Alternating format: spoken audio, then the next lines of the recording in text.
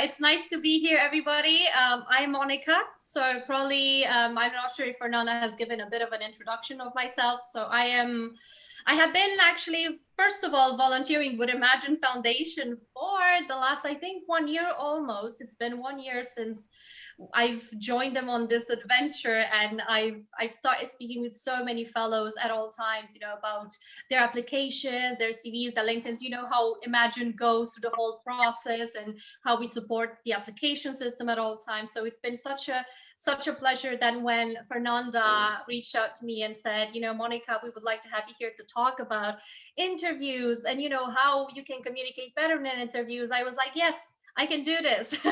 I want to do this. So it's very great to be here today. And hopefully the things that I will share with you, some insights, some very small details here and there will help you beat your next interview, will help you get the job that you want, will help you, even better get to evolve and to have a new future in a different country that you're probably applying to move there and so on, to start from scratch. So first of all, I will try, I guess, as much as possible to structure the call in two, I guess, main ways. Obviously, I will go around and about them because that's just the way I am usually. So I will try and schedule them between written communication, what you should keep in mind most of the times, this mostly, I guess, pre-interview as well, because that is a very, very solid part of the interviewing process, as well as during interviews, and eventually, what you should be expecting during the interview, and what do we actually mean when we ask you certain questions. What are we looking for? Because I promise you, most of the times we're not just there to put you on the spot to make you feel horrible or to make you feel like anxious that you don't know the exact answer. Most of the times we're just looking for certain details in particular, and I'm happy to share some of the secrets, but we'll keep it between us here. don't share it because I'm technically not allowed to share them, but here it is. So first of all, so let's say you managed to get an interview. Yay, congratulations. Yeah, this is an amazing, great step. So towards getting your first job, landing in that dream company that you've been meaning to work for, moving in the country and starting from scratch, new career, new life and everything. However, what's important for you to know is that the moment your CV gets selected from a pile of CVs that recruiters all the time receive, that means you've already won. So that means you've already attracted the attention of a recruiter, and that recruiter would be interested to have a conversation with you to see if you're a great fit.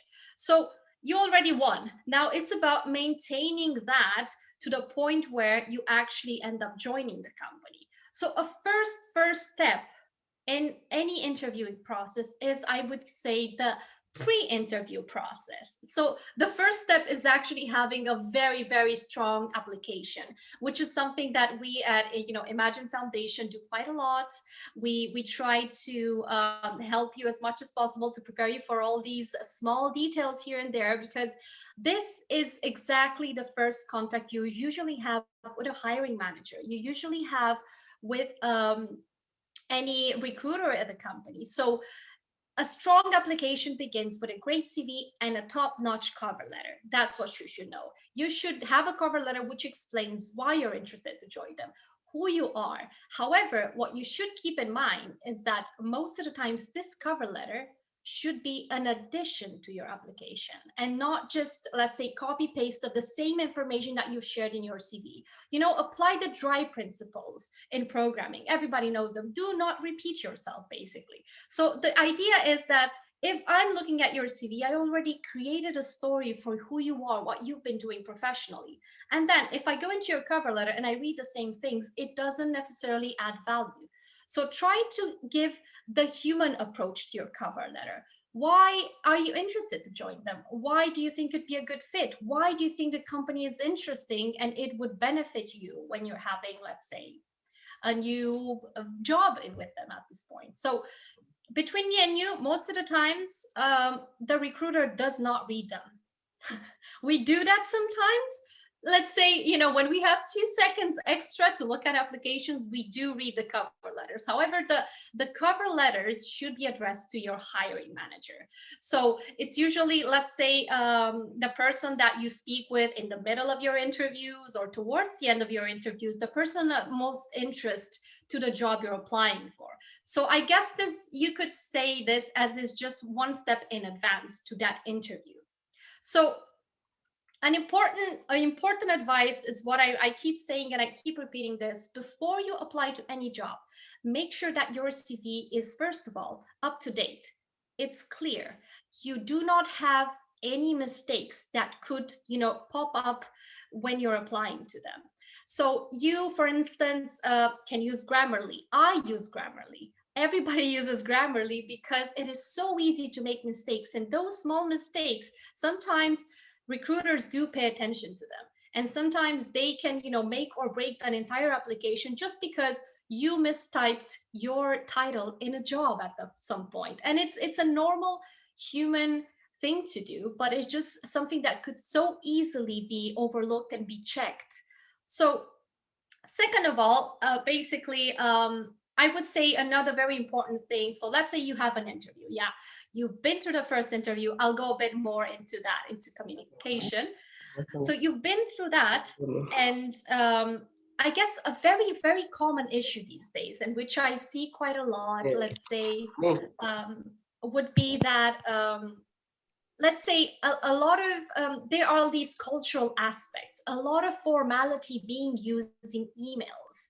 So usually when you're applying to jobs, let's say around Europe and Germany in general, you kind of drop a bit the sir and madam appellative. A lot of people still tend to use this, but it's not really relevant. I can assure you that the moment you drop these honorifics, so to speak, your email will still be as professional as it should be. And you can simply use hello or hi when you're addressing the hiring manager, especially in your cover letters and follow-up emails. You don't have to go the extra mile to be extra formal with everything. Especially that, you know, some companies these days, everywhere you're applying, you see the notion of flat hierarchy. Flat hierarchy means usually, you know, they are all equal, they all work together, obviously, they all collaborate, so it kind of creates a relationship with them, okay? Then I would say pre-interview preparation. So you've done the cover letter, you've applied everything, you've got an interview, which is absolutely amazing. You're probably, you know, agitated and anxious. Oh my God, what are they gonna ask me? How is it gonna go? First of all, these sensations of panic and anxiety are absolutely normal, because everybody feels like when somebody that knows what they're looking for is listening to them, you have the mentality to criticize yourself and to overanalyze everything you're saying. Maybe I should have said this differently. Maybe I should have said that differently, just because you're trying to target what the recruiter is looking for. But in the process, you're kind of losing a lot of what you actually want to share with them when you're trying to catch what they actually mean by their questions. So that is definitely not the point here. What's important for you to do when you're going to an interview, before you go in an interview, you know, a few days before, go do your homework, which means research the company online. Yeah, see what they do, what's their unique business proposition, what's actually making them unique on the market, what are their values. And I cannot stress this enough: please check the values of each company, because those values are essential when you will be speaking with the interviewer, because you're giving them an understanding that you've had the time to check a bit and you are interested, you've done your homework. So then they are definitely much more interested to speak with you, because they see you have an understanding of what they actually do. Then you will probably find out for sure who you will be interviewing with. So now this is an essential step. Try to understand the person that you will be speaking with and what kind of background do they have. Try to have a conversation with that person. An interview is nothing more than a chance to build a relationship with them and to speak with them person to person. It's a dialogue. It's not a let's just throw questions at us and hope you get the right answer at the end of the day. Okay? first and foremost, you've done the research, you've went through their LinkedIn, you found out what their expectations are, more or less. You kind of figure it out, what kind of people they are, see what posts they've published, see what kind of insights you can get from from them as a person.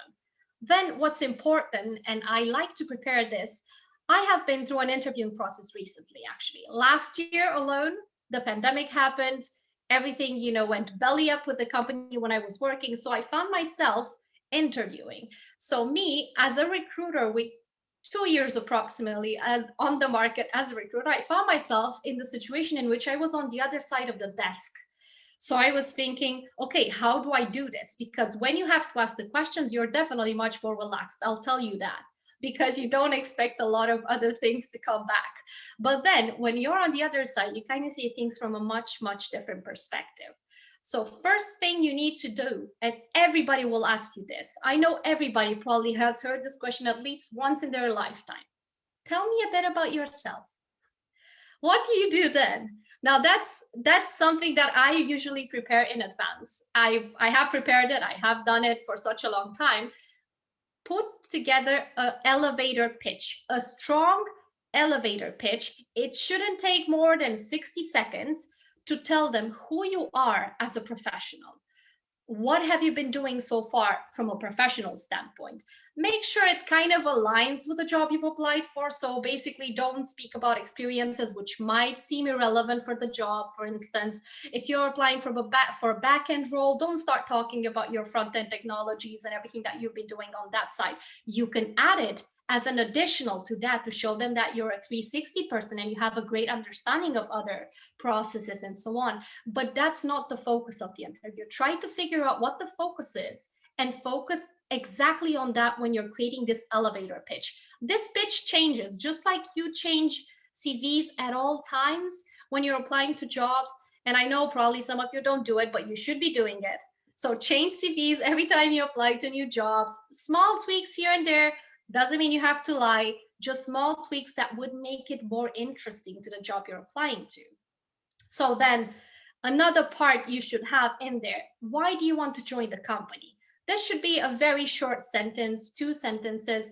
I am interested in the technologies you're using. I feel like this will give me a lot of growth professionally. I believe, I can grow within the company, or anything that you can think of that would be a good, strong why would be something that you should probably tell to the recruiter from the very beginning of your conversation with them. Then, and last but not least, why do you think this is a great opportunity as well? So it goes hand in hand to why do you want to join the company? Then, again, another very common question that happens and for which everybody should have at least an answer. I personally still have those files from where I was preparing for interviews. What do those files contain? If I open them right now, I'll make a fool of myself, I'm sure, because there's so many schematics and so many things that I wanted to be able to encapsulate before the interview. Have 3 weaknesses and 3 strengths. Prepare in advance. In this case, something which I've learned along the way, and it's very efficient, is when you're talking about your weaknesses, do not use very negative words. So what I'm saying is, don't use incapable, don't use unable. Use things like I have some difficulties with, or sometimes it may be a bit, not as straightforward to do certain things. Try to, I guess, sugarcoat it. What's important for you to know is that most of the times we won't remember these answers. Okay, this is between me and you. Most of the times we won't remember exactly what you said. What we want to hear is, are you honest? Do you have self-awareness? Can you own your own processes in a professional and mature way when you're employed with us? For instance, I, as a recruiter, look at the candidate and ask myself, is this somebody that we can, let's say, have growth and development conversations with? Is this the kind of person that, let's say, are they going to hit a wall when it comes to giving feedback? No, it is about understanding, your downsides and your strong features, and trying to be honest about them, but to try to, I guess, present them in a very positive manner, despite them being weaknesses at the end of the day, because you're not there to just say, oh, I'm really bad at this. No, you're just there to say, I might not be ideal at doing this at the moment, but I'm looking to grow. I'm looking to perform even better. And I believe that this opportunity and this environment will give me the chances to grow even more in that particular skill, or it will give you the chance to, perform even better because you will teach me certain things. So what's also very important is that during these interviews, it is all about relationship building. All interviews are about getting to know somebody. I know, as I've mentioned before, and I keep mentioning, I know it's some of these interviews sometimes feel like people are trying to trip you. They're trying to put you in an awkward position. But at the end of the day, it's actually just really about getting to know the person, so that you can basically make, as a recruiter, let's say on my side, so that you can make the best decision that it can.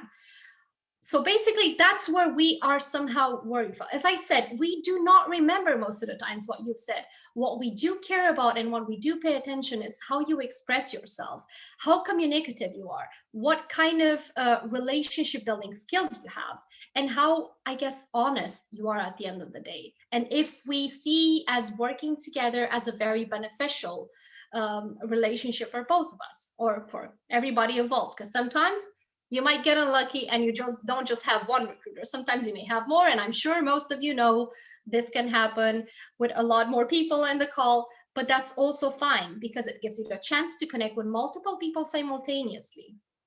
So it is also a very good, I guess you should also during conversations, always have basically reasons for all the answers that you're offering. Always have reasons. So if somebody is asking you something very simple, your answer should not be very simple. This is what it's called, basically the STAR technique. Yeah. So what you do is, STAR technique, I'm not sure how many of you are familiar with it, but it's a very good technique to answering your questions during interviews, basically. So if somebody asks you a question, you can imagine this STAR technique. So basically what STAR means is situation. Yeah. Set the scene and tell them a bit about the situation or the example that you're giving, let's say. So for instance, somebody is asking you, what has been your worst situation ever at work? I don't know, I'm just making something up right now. Yeah. So then you will have to think about it and structure your answers as such. First of all, situation. I believe the worst situation I mean for work was when I had to do something and we didn't have enough people to do the project and to finish the project, and that was difficult. Okay, task. Tell them about the task that you are undertaking. So yeah, ST. Tell them about the task that you are undertaking and basically spend around 10 to 20 minutes why that task was difficult for you to do. Why was it so difficult, and why was the situation so complicated for you? Then you come with action. So STR, yeah, action. What did you do to fix that situation? So what did I do? I went in the other room, bought some other colleagues, asked them to join me on the desk to finish the project. Yeah, theoretical example here. Then what is also important is results. Yeah. So the result is, because I went into the other room and I bought the other people to join us on the desk to work on the project together, we managed to finish the project on time, and we managed to, publish the application. I'm just making things up, obviously. Publish the application on time and on schedule, and everybody was happy with the project. So now there is another one, because basically STAR is with R, two R's, yeah? STIRR. The last R in the process is the reflection. You reflect on it. So what you say is, because I was quick on my toes to figure out that we had the other people that could join us on the project, because I mobilized everybody to come and join us on this task and to work together, it has driven us to have a very successful project, and everything was delivered on time, and it was great. And this has helped me evolve even more as a professional because it taught me the importance of teamwork, for instance. So the idea is that even though the answer is very, very simple for you, try to always give them a very, very large, I guess, reply. However, the tricky part is because when you're thinking about the star technique, what I've said just now probably just gives you too much information that you can talk about. And a lot of us, we're doing this and it's really bad. We babble a lot. We talk a lot. We don't stop talking. I am guilty of that. Look at me. I've been talking for the last 25 minutes. We babble a lot. We don't have a structure. And that's where it actually goes wrong. Try to have, try to not feel the air. Try to have a certain coherence. Try to understand, a bit the thought process that you're going through and what you're trying to show to that person. Because when you do not have your thoughts in order, everything is rambling and everything is kind of all over the place. That is the kind of message you're actually sharing with a recruiter, that you're not organized and you cannot structure your calls. It's okay. I swear, it's okay to take a piece of paper with you, a notebook, to write down a few lines. It is okay to ask the interviewer, can I think about this for a second? To take a few moments for yourself, write them down, and then be able to give them a structured answer. Because that matters much more than being able to do everything on the spot. Okay? Then, about the relationship building side, you will be speaking with a variety of people. Yeah, sometimes HR, sometimes recruiters, sometimes developers, let's say hiring managers. If you're, for instance, speaking with certain different people, it is important for you to be aware of who you're speaking with. Okay, if you're speaking with an HR, you will want to ask them questions that have to do with them. Don't just ask them, oh, so how many people are on the team? Oh, so what is the project about? These kinds of information is something that you can easily find out throughout the interviewing process. Unless it's actually burning, these are just things to feel the air and not necessarily something that can add value to the conversation. Make the questions about themselves. For instance, one good question that I like to ask, actually, that I like to be asked, and I've seen these questions, is people asking me, how difficult is it to actually find the right people to join this role at your company? Because then the recruiter will have to think, what exactly are they looking for? Is gonna give you some answers of what kind of people are interested in joining the company, what kind of people don't really match with the company, and this can give you even more understanding of basically how to tackle these kinds of situations a bit more.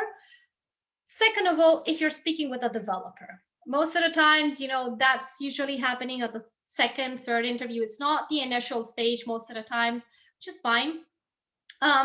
Ask them something that actually they can relate to. For instance, make the question about themselves in the sense that, how has your path been in the company? How were you able to evolve and develop in a company right now? Yeah. What value has the company brought to you? And this will also psychologically, turn the attention towards the developer or the person you're speaking with, and they will believe that you're actually paying attention to them as a person and not just being there like you're in a police station, like answering interrogation questions, and that's it. So it's about trying to connect a bit more with those people at the end of the day. Hiring managers, that's even more interesting. Over here, I remember I had a candidate at some point who told me that he made the hiring manager squirm, and because he asked a question, and I was like, oh no, what did you do? What did you ask the hiring manager? And my candidate said to me, what do you see the worst side that could happen to your company in the next 5 years? And I said, no, you didn't. You didn't ask this. And what the client actually came back to me with feedback. He said, I really liked that he had the guts, the courage to ask such a difficult question, and that he genuinely put me on the spot, and I even couldn't find my words in that exact moment to answer them. So most of the times, everybody who's interviewing you is looking for these tricky situations, those things that will make them remember you at all times. Those things that will basically say, oh, it's that guy with the, or that girl, that woman with that very tough question. I liked him, you know, I liked him. It's something that really sparks them when they're speaking with you.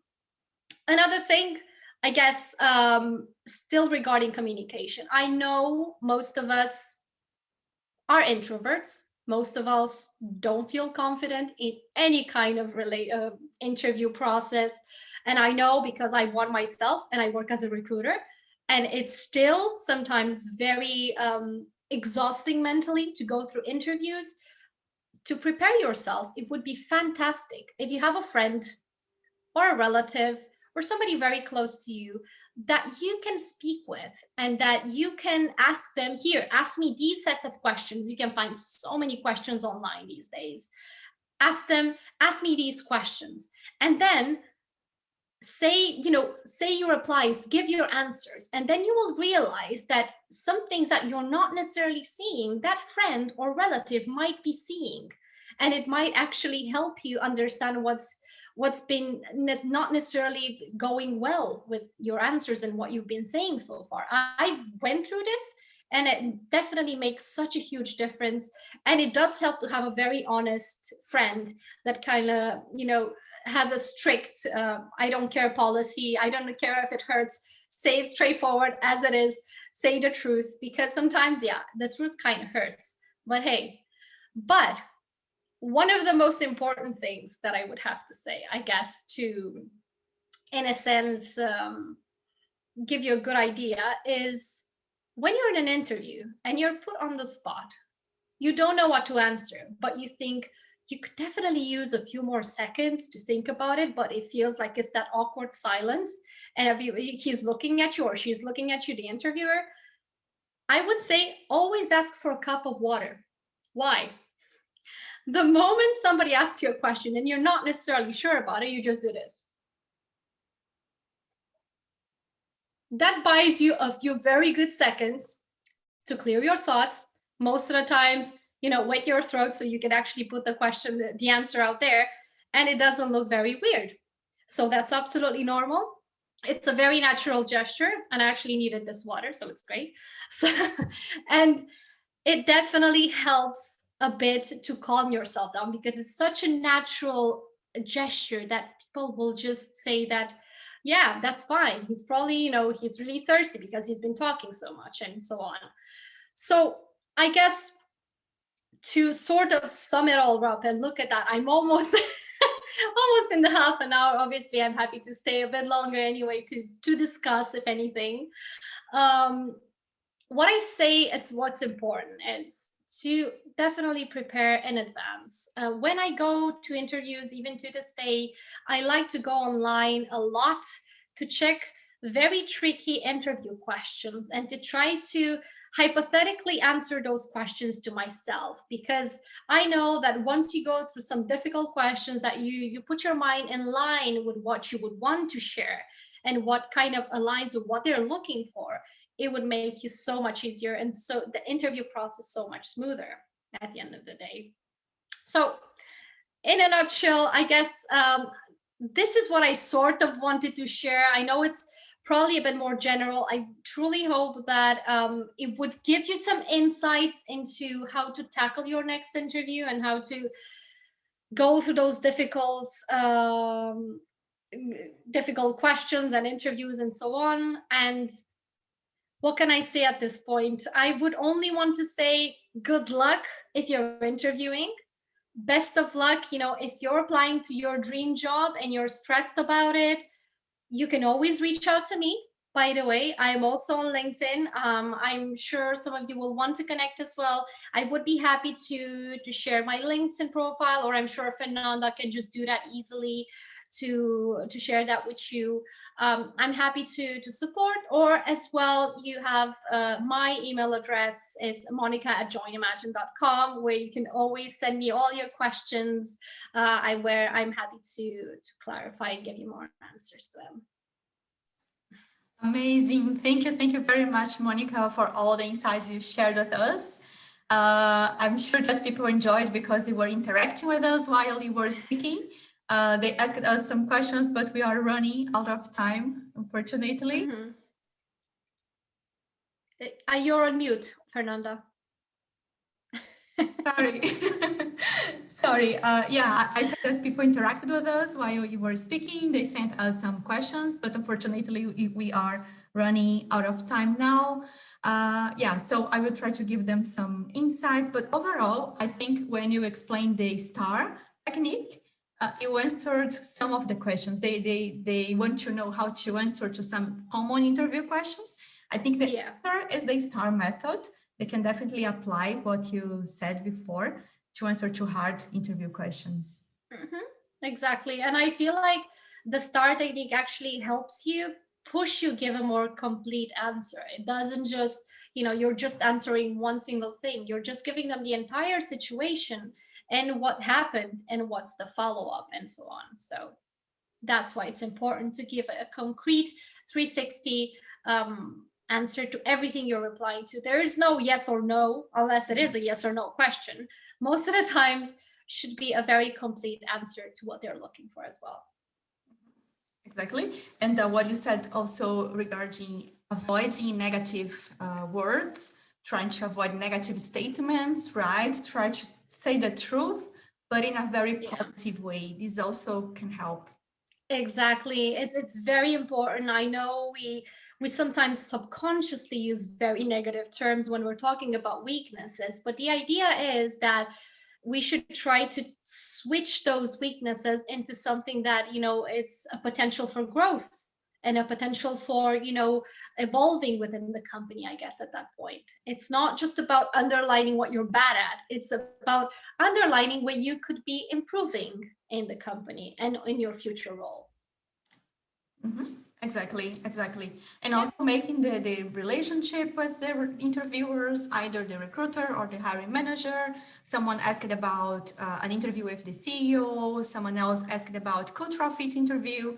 I think, again, it's important what you mentioned, trying to build the relationship, try to show why you are excited to join that company, why and how your own goals connect with the company's goals, the company's values. Right. Yeah, absolutely. I was just going a bit through the questions. I know there's some interesting questions there, and I would like to answer them. So if anything, I know we're probably not out of time and everything, do feel free to send me an email. I can send you my email just here if I'm not I think it's this one, if I'm not mistaken. I hope it's this one. Perfect. Yeah, that's perfect. Yes. Please send them to me. Yes. Communicate with me. I'm happy to answer some of your questions whenever possible, to take some time and to help you. Exactly. Thank you very much, Monica, for all the help, for all the insights. Thank you. Thank you. Thank you for having me. And I hope everybody has a really nice evening ahead. And, I'll wait some of you probably, to share their CVs and LinkedIn profiles so I can go through them.